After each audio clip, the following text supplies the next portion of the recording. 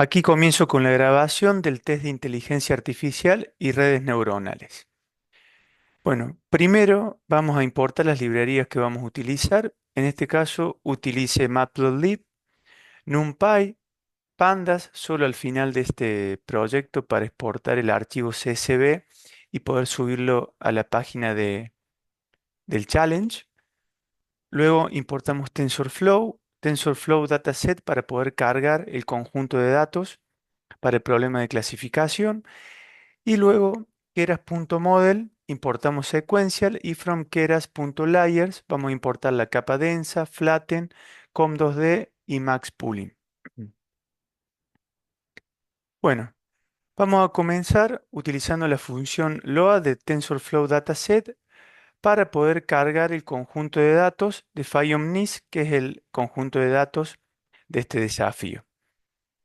Le agregamos el parámetro hasSupervisedTrue para guardar los datos en forma de diccionario que van a contener tanto el conjunto de datos de entrenamiento como el conjunto de datos de prueba divididos en pares de imágenes y de etiquetas correspondientes. Y luego también indicamos el parámetro withInfoTrue para recibir en metadatos información relevante adicional como la cantidad de conjunto de datos, los tipos de datos y también, las etiquetas y las labels de las clases correspondientes. Continuando, vamos a declarar dos variables, datos de entrenamiento, datos pruebas, donde vamos a guardar el conjunto de datos de entrenamiento y el conjunto de datos de prueba en las variables respectivas. Siguiendo, vamos a guardar la cantidad de datos de entrenamiento que tenemos y la cantidad de datos de prueba que tenemos utilizando los atributos split, train y num examples de los metadatos. Y también lo hacemos esto con los datos de prueba. Acá vamos a estar trabajando con 60.000 datos para el entrenamiento del modelo y 10.000 para los datos de las predicciones y también los vamos a utilizar para la validación del modelo mientras se está entrenando. Bueno, aquí solo utilizamos el atributo future para obtener el nombre de las clases en las que se va a clasificar todo el conjunto de datos. Bueno, comenzando con la normalización de los datos, vamos a hacerlos definiendo una función normalizar que va a recibir tanto las imágenes como las etiquetas correspondientes. Primero vamos a utilizar el método cast de TensorFlow que va a recibir las imágenes y vamos a transformar los datos en íntegra de las imágenes en float, ya que las redes neuronales trabajan mejor con datos de tipo float. También vamos a normalizar aquí las imágenes dividiendo los píxeles en 255 para que se transformen los valores de los píxeles en valores de 0 a 1. Esto también permite que el modelo trabaje de manera más rápida y eficientemente. A su vez, también vamos a expandirle una dimensión a todas las imágenes utilizando la función expandims, ya que hay ciertas capas que funcionan mejor cuando reciben imágenes en tres dimensiones y nos vamos a asegurar que todas las etiquetas tengan datos de tipo integer con la función cast. Vamos a devolver, retornar imágenes y etiquetas. Bueno, utilizando la función map, vamos a pasarle la función normalizar a cada conjunto de imágenes y etiquetas de los datos de entrenamiento y también vamos a hacer lo mismo con los datos de prueba.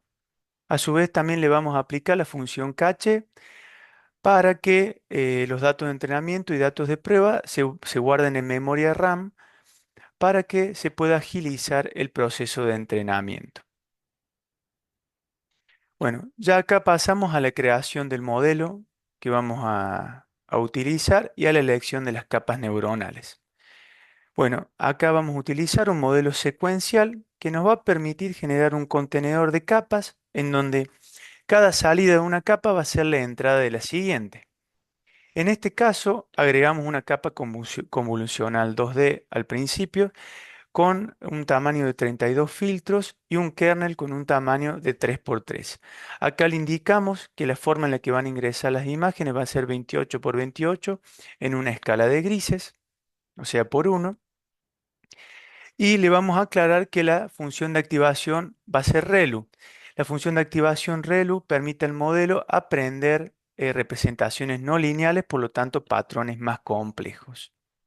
Luego también aclaramos el parámetro padding como same para que se rellenen los bordes con cero y de esta manera las imágenes que van a entrar a la capa van a ser, o sea, van a ser de igual tamaño a las imágenes que van a salir. Luego agregamos una capa de pooling de tamaño 2 por 2. Esta capa reduce el tamaño de cada mapa que va a salir de la capa convolucional y toma aquellos valores más importantes. Esto permite también aumentar la robustez del modelo y permite a su vez que se haga de manera más ágil el aprendizaje del modelo. La siguiente capa vamos a repetir la capa convolucional, pero en este caso vamos a agregar más filtros, va a ser de 64 filtros, también el kernel va a ser de 3 por 3 y vamos a agregar función de activación ReLU y el padding como same de igual manera. Esta capa va a permitir, al tener mayor cantidad de filtros, aprender todavía patrones más complejos que la anterior. Al igual que la anterior, vamos a agregarle después una capa de pooling de un tamaño de 2 por 2. Luego de esto vamos a colocar una capa flatten que lo que hace es vectorizar toda la información o todas las imágenes de 3 dimensiones, las vectoriza en una sola dimensión para que las capas densas que siguen a esta puedan trabajar correctamente. Agregamos, siguiendo esta, una capa densa de 100 neuronas. Las capas densas se las denomina fully connected, en donde cada píxel de la capa flatten va a estar conectado con cada neurona de la capa densa. También se va a procesar la información pasando después por una función de activación ReLU. Por último, vamos a agregar una capa densa de 10 neuronas que corresponden, va a haber una neurona por cada clase del problema de clasificación, pero le vamos a agregar en este caso una función de activación softmax.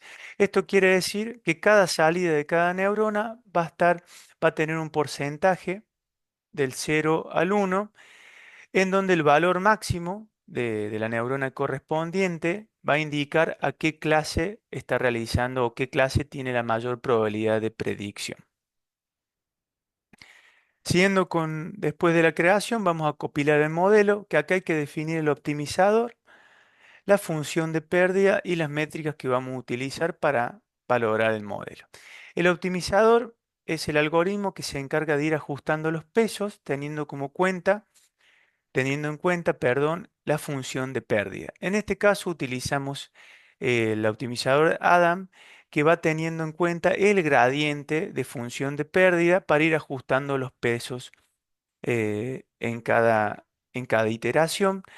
Luego vamos a declarar que la función de pérdida vamos a colocar sparse categorical cross entropy, que esta es la función de pérdida que se utiliza para aquellos problemas de clasificación multiclase. Lo que hace la función de pérdida es comparar qué tan lejos estuvo la predicción que realiza el modelo de la etiqueta original. Y por último, colocamos que queremos que se guarde también la métrica accuracy, o sea, de precisión, para valorar al final que también está realizando las predicciones el modelo.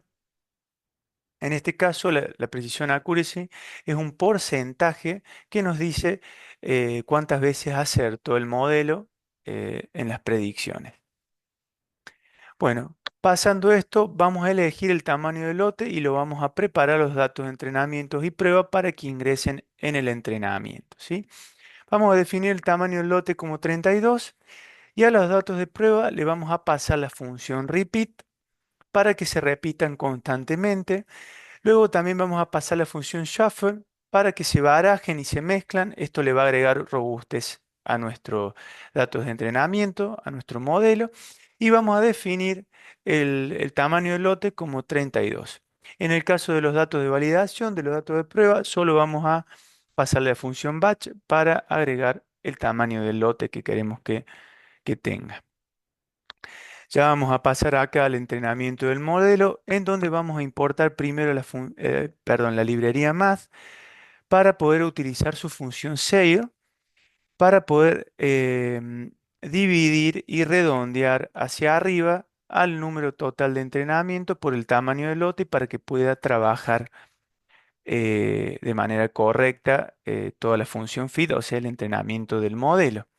¿Sí? Acá definimos la variable lotes por época para poder colocarla luego como parámetro en el entrenamiento del modelo.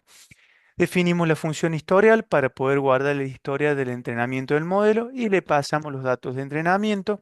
Le definimos la cantidad de épocas que queremos que tenga el entrenamiento.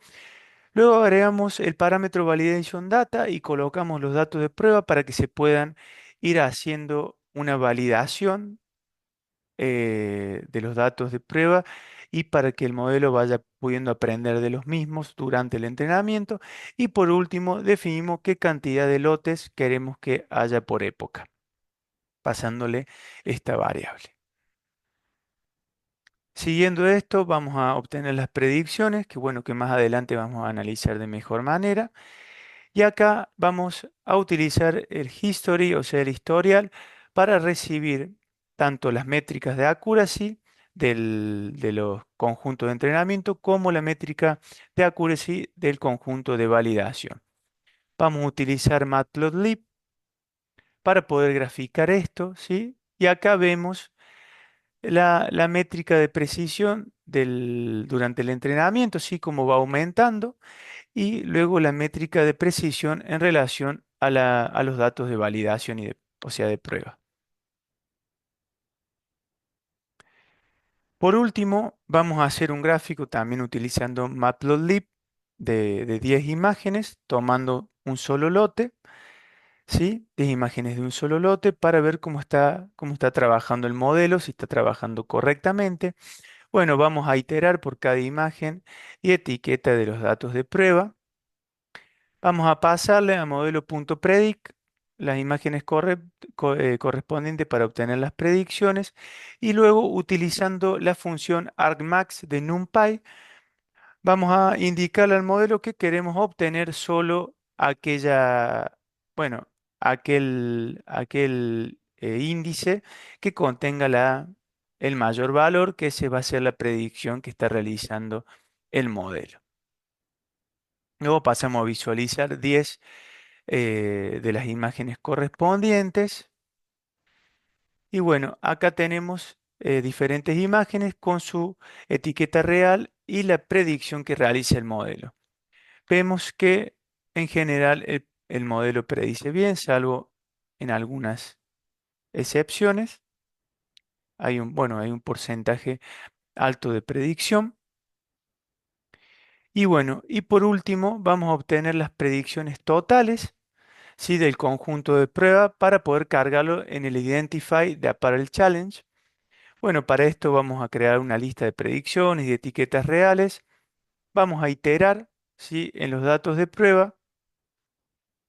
Y por último, bueno, vamos a generar un dataset para poder exportar, por último, el archivo CSV que vamos a subir a la página, ¿sí? Bueno, y aquí terminaría la explicación del código y la presentación.